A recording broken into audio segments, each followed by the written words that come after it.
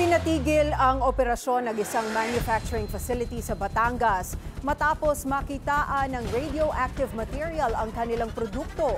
Ang detalye sa Agenda Weekend Report ni Ivy Reyes.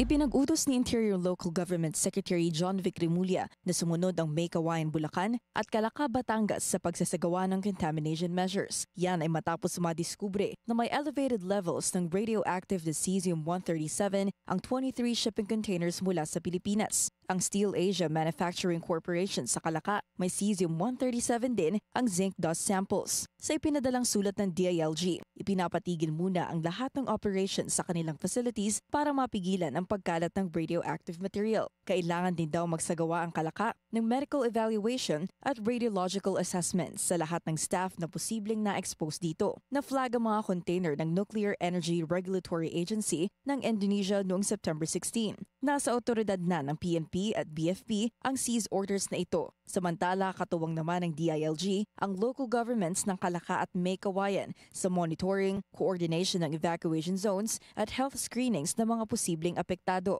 Sa ngayon, hinihintay pa rin daw ng DILG ang buong report mula sa Indonesia. Sumulat din daw kasi sila para ipaalam kung gaano kaseryoso ang radioactive threats. Ang cesium-137 ang dahilan ng pagsabog ng isang reactor ng Chernobyl power plant sa Ukraine noong 1986. Ang aksidenteng ito ay nakapagtala ng 30 deaths, hiwalay pa sa mahigit 200 kataong na-diagnose ng acute radiation syndrome at mga sumunod na kamatayan mula 1987 hanggang 2004 ayon sa World Nuclear Association. Sinubukan din nating hingin ang panig ng Bureau of Customs pero hindi pa ito tumutugon sa ngayon. Para sa Agenda Weekend, Ivy Reyes, Billionaire News Channel.